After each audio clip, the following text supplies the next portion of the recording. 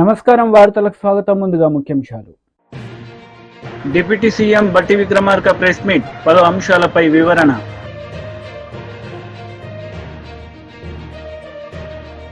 TDP polit bureau సభ్యులు Varla Ramayya media సమావేశం, పలు అంశాలపై వివరణ. డిప్యూటీ సీఎం బట్టి విక్రమార్క ప్రెస్ మీట్ నిర్వహించారు. ఈ సందర్భంగా పలు అంశాలపై ఆయన మాట్లాడారు. తెలంగాణ రాష్ట్ర ప్రయోజనాల కోసం, అట్లాగే విభజన చట్టంలో పొందుపరిచిన హక్కుల కోసం ఈ రెండు అంశాలపైన దేశ ప్రధాని శ్రీ నరేంద్ర మోడీ గారిని, అట్లాగే హోంశాఖ మార్చులు అమిత్ షా గారిని కలిసి రాతపూర్వకంగా రిప్రజెంటేషన్ ఇవ్వటమే కాకుండా ప్రత్యేకంగా కూడా వారికి రిక్వెస్ట్ చేస్తూ కొన్ని అంశాలు వారి దృష్టికి తీసుకొచ్చాం. వాటిలో ప్రధానంగా తెలంగాణ రాష్ట్రానికి సంబంధించి అతిపెద్ద పబ్లిక్ సెక్టర్ అండర్టేకింగ్ గా ఉన్నటువంటి సింగరేణి కాలనీస్ సంబంధించి గోదావరి వ్యాలీ పరివాహ ప్రాంతంలో ఉన్నటువంటి కోల్ బ్లాక్స్ అన్నింటినీ కూడా ఆక్షన్ లేకుండా సింగరేణి పబ్లిక్ సెక్టర్ అండర్టేకింగ్ కి కేటాయించవలసిందిగా వారిని ప్రత్యేకంగా కోరాం. అట్లాగే ప్రతి రాష్ట్రంలో కూడా ఒక Indian institute of management IIM సంబంధించి ఆనాటి పార్లమెంట్ లో అప్పటి ప్రధానమంత్రి మన్మోహన్ సింగ్ గారి నాయకత్వంలో కొన్ని హామీలు ఇచ్చారు. తెలంగాణ రాష్ట్రానికి కూడా ఒక ఐఐఎంని ఇంకా 10 సంవత్సరాల క్రితం రాలేదు, దయచేసి దాన్ని కూడా శాంక్షన్ చేయమని కోరాం. అట్లాగే ఆనాటి విభజన కంటే ముందు రాష్ట్రానికి సంబంధించిన ఐటీఐఆర్ ప్రాజెక్ట్ పెద్ద ఎత్తున ఉపయోగపడే కార్యక్రమంలో భాగంగా తెలంగాణ రాష్ట్రానికి ఆనాటి ప్రభుత్వం శాంక్షన్ చేసింది. 2014 తర్వాత టీఆర్ఎస్ పార్టీ ప్రభుత్వాన్ని ఏర్పాటు చేసి 10 సంవత్సరాలు దాని గురించి పట్టించుకోకుండా గాలికి వదిలేయటం వల్ల ఐటీఐఆర్ ప్రాజెక్టు మేము కోల్పోయాం. దాన్ని తిరిగి పునరుద్ధరించి తెలంగాణ రాష్ట్రానికి ఇవ్వాల్సిందిగా కూడా ప్రత్యేకంగా కోరాం. అట్లాగే విభజన చట్టంలో పొందుపరిచినటువంటి రైల్వే కోచ్ ఫ్యాక్టరీకి సంబంధించి కాజీఫ్యాట్ రైల్వే కోచ్ ఫ్యాక్టరీకి సంబంధించి ప్రత్యేకంగా వారికి గుర్తు చేసి దీన్ని కూడా మంజూరు చేయవలసిందిగా కోరాం. అతి ముఖ్యమైనటువంటి అంశం, దేశంలోనే డిఫెన్స్ రంగంలో కానీ స్ట్రాటజిక్ గా కానీ అనువైన ప్రాంతంగా ఉన్నటువంటి తెలంగాణ రాష్ట్రంలో అనేక డిఫెన్స్ సంబంధించిన పబ్లిక్ సెక్టర్ సంబంధించిన పరిశ్రమలు ఉన్నాయి. వాటన్నిటిని ఎకోసిస్టమ్ కూడా బాగుంది కాబట్టి, మాకున్నటువంటి వాతావరణం కానీ హ్యూమన్ రిసోర్సెస్ కానీ అందుబాటులో ఉన్నాయి కాబట్టి సెమీ కండక్టర్ మిషన్ని తెలంగాణ ప్రాంతంలో చిప్ మ్యానుఫ్యాక్చరింగ్ కోసం ప్రత్యేకంగా పరిగణించి సహాయపడవలసిందిగా ఏర్పాటు చేయడానికి సహకరించవలసిందిగా వారిని కోరాం. అలాగే పేదవాళ్లకు సంబంధించి రాబోయే 5 సంవత్సరాల్లో 25 లక్షల ఇళ్లకు మంజూరు చేయవలసిందిగా కూడా వారిని కోరాం. అట్లాగే రాష్ట్రానికి సంబంధించి పెండింగ్ ఉన్నటువంటి గ్రాంట్స్ ఏదైతే ఉన్నాయో వాటిని కూడా రిలీజ్ చేయమని అడిగాం. దాదాపు 1,800 కోట్ల రూపాయలు 2019-20 నుంచి పెండింగ్ ఉన్నాయి, అవి కూడా కావాలని అడిగాం. అలాగే వాటితో పాటు ఇంకా కొన్ని ముఖ్యమైనటువంటి అంశాలు కూడా, నవోదయ స్కూల్ సంబంధించి ప్రతి జిల్లాకి ఒక నవోదయ స్కూల్ కావాలని అడిగాం. అట్లాగే కస్తూర్బా పాఠశాలలు కావాలని అడిగాం. కుసుమ్ స్కీమ్లో లేకపోతే ఇంకొక స్కీమ్లో సోలార్ ఆల్టర్నేటివ్ ఎనర్జీకి సంబంధించి తెలంగాణ రాష్ట్రం ఒక కొత్తగా ఎనర్జీ పాలసీతో ముందుకు వస్తూ ఉంది. సాధ్యమైనంత మేరకు పెద్ద ఎత్తున కేంద్ర ప్రభుత్వం ఎనర్జీలో మమ్మల్ని గట్టిగా ప్రోత్సహించడానికి కావాల్సిన సహాయ సహకారాలు అందించమని కూడా వారిని ప్రత్యేకంగా కోరాం. అట్లాగే డిఫెన్స్ ల్యాండ్ సంబంధించి గతంలో కలిసినప్పుడు ముఖ్యమంత్రి గారు మేము కలిసినప్పుడు ల్యాండ్స్ ఎలివేటెడ్ కారిడార్ నిర్మించుకోవడం కోసం వారు అప్పుడు అడిగితే వాటిని పరిగణలోకి ఇచ్చి శాంక్షన్ చేసినందుకు వారు కూడా ధన్యవాదాలు చెప్తూ, మిగతా డిఫెన్స్ ల్యాండ్ సంబంధించి కూడా ఎక్స్చేంజ్ కింద మాకు కొంత ఇవ్వాల్సిందిగా వారిని కోరాం. వాటితో పాటు రాష్ట్రానికి సంబంధించిన ఐపీఎస్ ఆఫీసర్ క్యాడర్ స్ట్రెంత్ పెంచుకోవడానికి కావాల్సినటువంటి సంఖ్యను కూడా కావాలని చెప్పి వారిని కోరటం జరిగింది. అట్లాగే విభజన చట్టంలో పొందుపరిచినటువంటి షెడ్యూల్ 9లో 10లో ఉన్నటువంటి పెండింగ్ అంశాలు కూడా సాధ్యమైనంత వరకు మేము మా ప్రయత్నంలో వాటి పరిష్కారం కోసం ప్రయత్నం చేస్తాం. అట్లాగే అవసరమైనప్పుడు కేంద్ర ప్రభుత్వం నుంచి మీరు కూడా ప్రత్యేక చొరవ చూపించి తెలంగాణకి న్యాయం జరిగేటట్టుగా చూడవలసిందిగా వారిని విజ్ఞప్తి చేశాం. టీడీపీ లీడర్ మీడియా సమావేశం నిర్వహించారు. ఈ సందర్భంగా పలు అంశాలపై ఆయన మాట్లాడారు. వ్యతిరేక భావం ప్రజల్లో ఉంది. ఎందుకంటే వీళ్ళు చెప్పేది ఒకటి చేసేది ఒకటని. ఎందుకంటే ఈరోజు నువ్వు జగన్మోహన్ రెడ్డి గారు చేసేటువంటి తీరు, మాకు ఆయన వెళ్ళేటువంటి తీరుని చూసిన తర్వాత నిజంగా ఎప్పటికీ కూడా ఈ వ్యక్తి మారడు, వీళ్ళు మళ్ళీ ప్రజలే బుద్ధి చెప్తారని చెప్పేసి ఈ సందర్భంగా తెలియజేస్తున్నాం. అదే ఈరోజు ఆయన ఇంకో మాట కూడా అన్నారు, తెలుగుదేశం పార్టీ కేవలం వాళ్ళు ఇచ్చినటువంటి ఏదైతే హామీలు ఉన్నాయో హామీలతోనే గెలిచారు, మోసపూర్తికంగా వీళ్ళు మాట్లాడి గెలిచారని చెప్పేసి మేము ఈ సందర్భంగా తెలియజేస్తున్నాం. గడిచిన 5 సంవత్సరాలుగా జగన్మోహన్ రెడ్డి గారిని ఏ విధంగా ఈ రాష్ట్ర ప్రజానికాన్ని మోసం చేశారో అన్న సంగతి మీకు ఒక్కసారి నేను వివరిస్తాను. ముఖ్యంగా పేదలకు అందుబాటు లేనటువంటి ధరలు ఎక్కడున్నాయండి? ధరలు ఆకాశానికి అంటుకున్నటువంటి ధరలు, నిత్యావసర వస్తువులు ఎక్కడ కూడా సామాన్యుడు కొనలేనటువంటి పరిస్థితి గత 5 సంవత్సరాలుగా ఉంది. ఇదే కాకుండా విషపూరితమైన అంటే పేదవాడి యొక్క బలహీనతను ఆసరాగా చేసుకొని నాణ్యత లేనటువంటి మందు అమ్మి సుమారు 35 లక్షల మంది అనారోగ్యం పాలైనటువంటి మద్యం అమ్మి ఈ రాష్ట్రంలో నిజంగా చాలామందికి ఇబ్బందికి పెట్టినటువంటి పరిస్థితి. కేవలం ధనదాహం, పేదవాడి యొక్క బలహీనతను ఆసరాగా చేసుకుని ఇంతకంటే కావాల్సింది ఏమైనా ఉందా మీరు చేసినటువంటి మోసం అని చెప్పి ఈ సందర్భంగా అడుగుతున్నాం. ఇదే కాకుండా యువతకి మేము క్రమం తప్పకుండా జాబ్ క్యాలెండర్ తీస్తారని చెప్పేసి ఎన్ని తీశారండి? అసలు జాబ్ క్యాలెండర్ అన్నారు, ఏముందా? ఏమైనా చేశారా? ఇదే కాకుండా ఉద్యోగస్తులందరినీ కూడా రివర్స్ పిఆర్సీ అని చెప్పేసి వాళ్ళని మోసం చేసినటువంటి తీరు, ఉద్యోగస్తులను మోసం చేసినటువంటి తీరు. ఇదే కాకుండా డ్వాక్రా మహిళా రుణమాఫీ వాళ్ళకి ఎవరైతే అనుకూలంగా ఉన్నారో వారికి ఇచ్చి మిగతా వాళ్ళందరినీ కూడా ఇబ్బంది పెట్టినటువంటి పరిస్థితి. ఇదే కాకుండా మరి ఎస్సీ ఎస్టీ మైనారిటీ ఫండ్స్ సుమారు 29,000 కోట్లు మిమ్మల్ని నమ్మి ఓటు వేసినందుకు వాళ్ళు మోసం చేశారు. ఇంతకంటే సాక్షి ఏమైనా కావాలా మీకు? ప్రజలు ఎందుకు పంపించారని చెప్పడానికి? ఇదే కాకుండా అన్నా క్యాంటీన్లు మూసిపండి, పేదవాడికి పట్టెడు అన్నం పెట్టేటువంటి అన్నా క్యాంటీన్లు.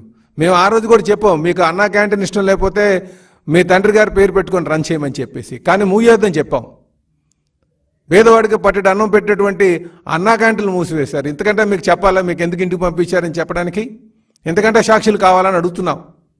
ఇదే కాకుండా సుమారు 14 లక్షల ఎకరాలు ఎసైన్ భూములు కబ్జా చేసినటువంటి తీరు. అందుకే ఈరోజు ప్రజలు ప్రతిదీ గమనించారు కనుకనే మీకు బుద్ధి చెప్పి ఇంటికి పంపించారని చెప్పేసి తెలియజేస్తున్న. ఇప్పటికైనా సరే మీరు ఈ 23 రోజుల్లోనే ఈ ఒక పద్ధతి కూడా లేకుండా మాట్లాడడం నిజంగా దురదృష్టకరం అని చెప్పేసి ఈ సందర్భంగా తెలియజేస్తున్నాను. ఇదే కాకుండా ఈ రాష్ట్రానికి జీవనాడైనటువంటి పోలవరం 30 లక్షల ఆయకట్టును తీసుకొచ్చేటువంటి పోలవరాన్ని విధ్వంసం చేసి పడేశారు. ఇది కేవలం పక్క రాష్ట్రాల ప్రయోజనాల కోసం. అందులో కాంట్రాక్టర్లు అందరినీ వైసీపీ లీడర్ మీడియా సమావేశం నిర్వహించారు. ఈ సందర్భంగా పలు అంశాలపై ఆయన మాట్లాడారు. పరిపాలించిన విధానంలో కానీ ఏ ఒక్క రోజు కూడా పార్టీల ప్రస్తావనే చేయలేదు. మా కార్యకర్తలు చెబుతున్నారు మన ఓటములు అదొక కారణమని. ఈ రోజు మీరు నెల రోజుల్లోనే చూపించేశారు అధికారం ఎందుకు తెచ్చుకోవాలి, అధికారం వస్తే ఏం చేయొచ్చు, అధికారం వస్తే పక్క పార్టీ వాళ్ళ మీద కేసులు ఎట్ట పెట్టొచ్చు, కొట్టడం ఎలా చేయొచ్చు, దోపిడీ ఎలా చేయొచ్చు, దౌర్జన్యం ఎలా చేయొచ్చు, కట్టుకున్న బిల్డింగ్లు ఎలా కూల్చొచ్చో మీరు చూపించేశారు. జగన్మోహన్ రెడ్డి గారు ఆ పాలసీ నమ్మలేదండి. ఆ పాలసీ నమ్మలేదు కాబట్టే ప్రతి ఒక్కళ్ళకి తెలుగుదేశం అయినా, బీజేపీ అయినా, కాంగ్రెస్ అయినా, లేదా కమ్యూనిస్ట్ పార్టీలైనా, జనసేన కార్యకర్తలైనా వైఎస్ఆర్ కాంగ్రెస్ పార్టీ పరిపాలనలో, జగన్మోహన్ రెడ్డి గారి పరిపాలనలో పూర్తిగా సంక్షేమాల్ని తీసుకున్నారు, అనుభవించారు. ఈరోజు మేమేం అడగటం లేదు.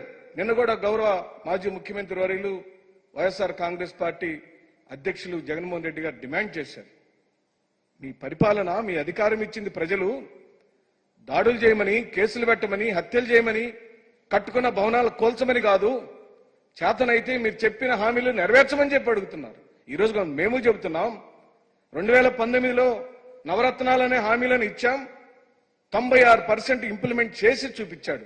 మొదటి నెలలోనే దానికి ఆయన ఎక్కడ కూడా అనుమానానికి తావు లేకుండా చేశాడు.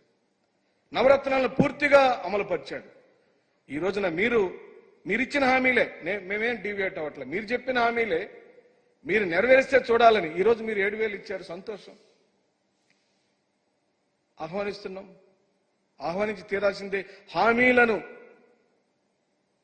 రాష్ట్ర పరిపాలనా దక్షతతో ప్రజలందరినీ ప్రేమించి ప్రజలకు మెచ్చే నాయకుడిగా మీరు ఇంప్లిమెంట్ చేస్తే మేము ఆహ్వానిస్తూనే ఉంటాం. కానీ మీరిచ్చిన 7,000లో వైఎస్ఆర్ కాంగ్రెస్ పార్టీ వాళ్లకు ఓట్లు వేసిన వాళ్లకు ఎందుకు మీరు పథకాలు అమలు పరచడం లేదు?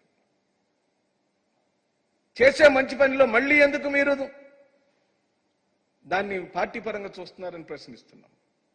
అది కూడా ఎక్కువ మంది దళితులకు మాత్రమే హెరాస్మెంట్ ఎందుకు జరుగుతుంది గ్రామాల్లో చెప్పి అడుగుతున్నాం. అంటే పెన్షన్ కావాలంటే మళ్ళీ వెళ్ళి తెలుగుదేశం పార్టీకి సంబంధించిన గ్రామ నాయకుడు కాళ్లు పట్టుకోవాలా? తెలుగుదేశం పార్టీకి సంబంధించిన కార్యకర్తలు నాయకుల యొక్క గడ్డం పట్టుకుని బతిమలాడాలా? ప్రజలకు హక్కుగా రావాల్సిన పెన్షన్లైనా పథకాలైనా ఎందుకు తెలుగుదేశం పార్టీ నాయకులు కాళ్లు పట్టుకోవాలని చెప్పి అడుగుతున్నాం. ఎందుకు ఆ విధమైన వాతావరణాన్ని తీసుకొచ్చారని చెప్పి అడుగుతున్నాం. మీకిచ్చిన ప్రజలు మాకిచ్చిన ప్రజలు ఒకరే అయినప్పుడు మీరు అధికారంలోకి వచ్చిన ప్రజలందరినీ సమానంగా చూడాల్సిన పరిస్థితి ఉండినప్పుడు ఈ వ్యత్యాసం ఎందుకు వస్తుందో ఆలోచించమని, ఆ వ్యత్యాసాన్ని లేకుండా చూడమని కూడా మేము డిమాండ్ చేస్తున్నాం. మీరు చెప్పిన ప్రధానమైన హామీలు తల్లికి వందనం 15,000 రూపాయలు. 15,000 రూపాయలు ఇంట్లో ఎంతమంది పిల్లలు ఉంటే రాష్ట్ర ప్రజలారా, పాత్రికేయ మిత్రులారా మీకు కూడా గుర్తు చేస్తున్నాం. ఈ రాష్ట్రంలో 1 కోటి మంది పిల్లలు బడులకు వెళ్తున్నారు. 1 కోటి మందికి 15,000 రూపాయలు ఎప్పుడు ఇస్తాడు చంద్రబాబు నాయుడు గారని మేము అడుగుతున్నాం. బీఆర్ఎస్ లీడర్ మీడియా సమావేశం నిర్వహించారు. ఈ సందర్భంగా పలు అంశాలపై ఆయన మాట్లాడారు. ప్రపంచానికి తెలుసు చాలా విషయాల్లో పడ్డారు.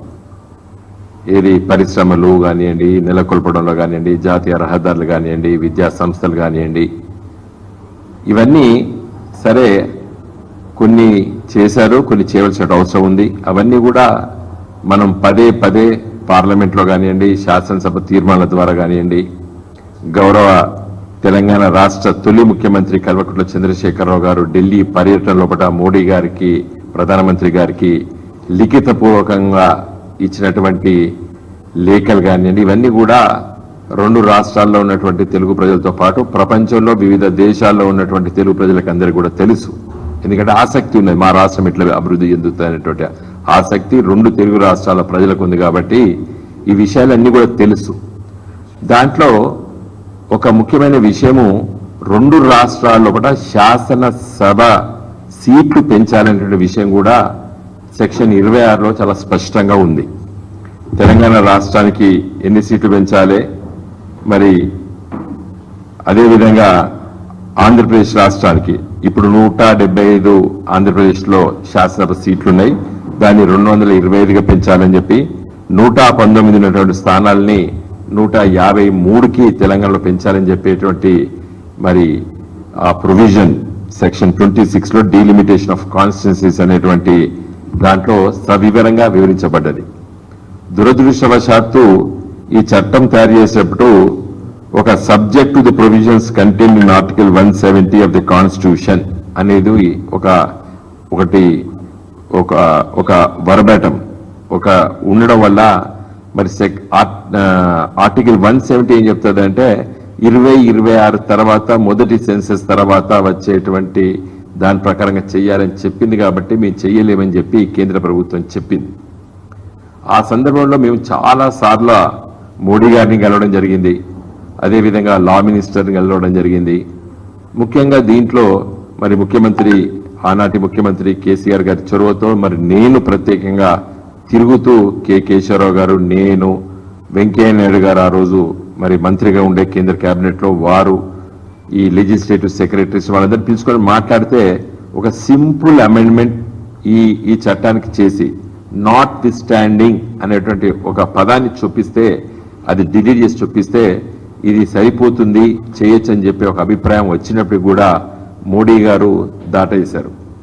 మరి అదే వాళ్ళకు సానుకూలంగా ఉన్నటువంటి జమ్మూ కాశ్మీర్లో సీట్లు పెంచాలనే అవసరం వచ్చినప్పుడు మేము ఏదైతే ప్రతిపాదన చేశామో నాట్ ది స్టాండింగ్ అనే పదాన్ని పొందపరచాలనేది అదే పొందపరుస్తూ మరి ఆర్టికల్ 317 రద్దు చేసినప్పుడు చట్టం తీసుకొచ్చి ఇవాళ జమ్మూ కాశ్మీర్లో మరి సీట్లు పెంచుకున్నారు. అంటే బీజేపీ ప్రభుత్వానికి వాళ్ళకు ఇష్టం ఉన్న దగ్గర చేసుకున్నారు. మరి తెలంగాణ రాష్ట్రానికి, ఆంధ్రప్రదేశ్ రాష్ట్రానికి పెంచడం ఇష్టం లేదు కాబట్టి వారు పెంచలేదు. ఇది 10 సంవత్సరాలు. ఇది చరిత్ర చెప్తున్నా.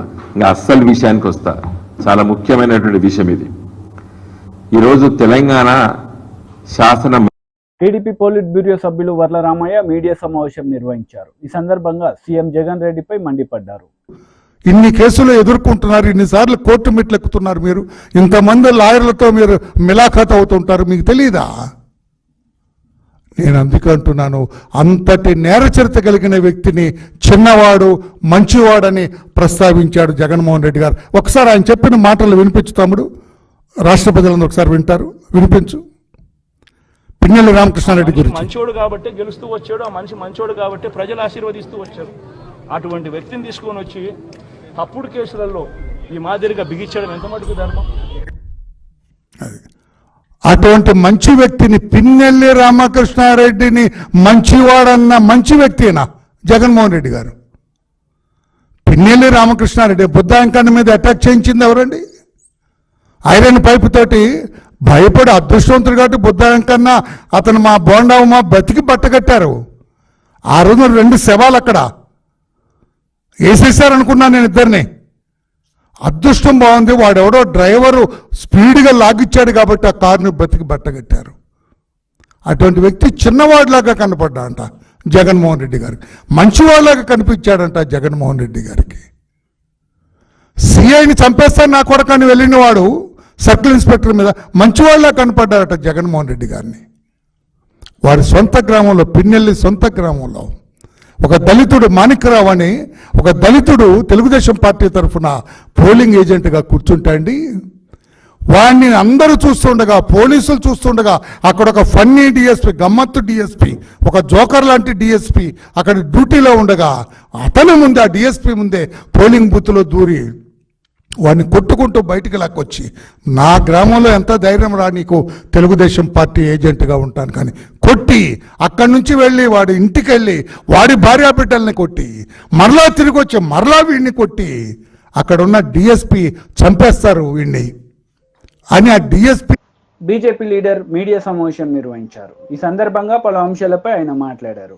కావచ్చు, ఇక్కడ అన్ని సెంటర్లకు వెళ్ళి మీరు వాళ్ళని అడ్డుకునే ప్రయత్నం, భయభ్రాంతులకు గురి చేసే ప్రయత్నం చేస్తున్నారు.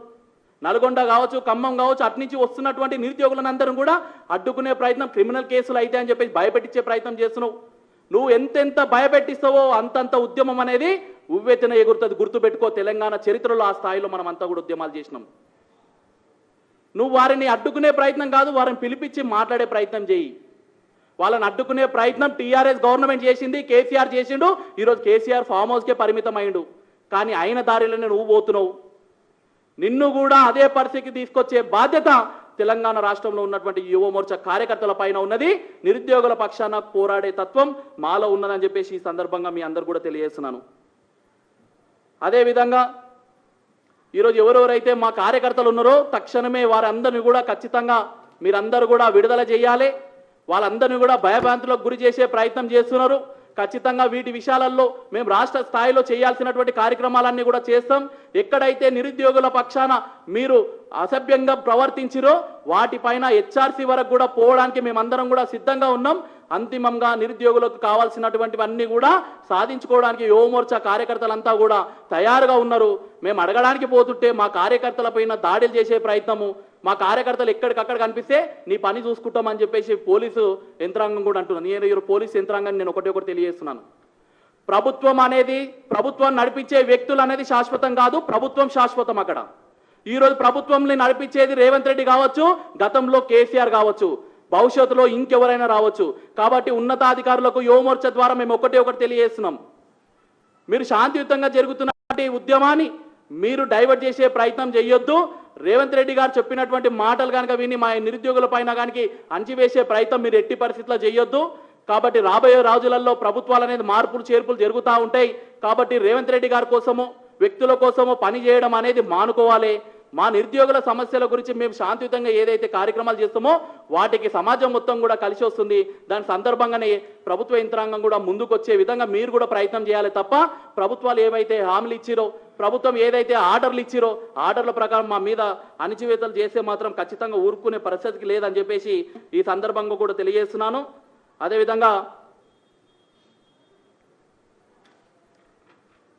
అదేవిధంగా ఏదైతే ఇప్పుడు దాదాపుగా తెలంగాణ రాష్ట్ర వ్యాప్తంగా 26 జిల్లాలలో బీజేపీకి సంబంధించినటువంటి జిల్లా కలెక్టరేట్ల దగ్గర మా యొక్క నిరసన కార్యక్రమాలు జరిగినాయి.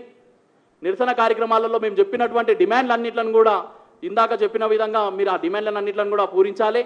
ఇక్కడ కూర్చున్నటువంటి మా కార్యకర్తలని మీరు లాఠీలతో కొట్టడం కాదు, దాదాపుగా అమ్మాయిలను చూడకుండా కూడా కొట్టడం కావచ్చు, లేకుంటే ఆ విధంగా చేస్తున్నాం. మేము న్యాయమైనటువంటి పోరాటం చేస్తుంటే మా మీద ఈ విధంగా మీరు దురుసుగా ప్రవర్తించడం కరెక్ట్ కాదని చెప్పేసి తెలియజేస్తున్నాను.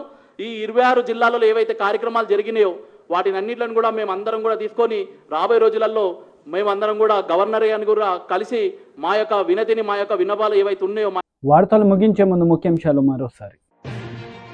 డిప్యూటీ సీఎం బట్టి విక్రమార్క ప్రెస్ మీట్, పలు అంశాలపై వివరణ.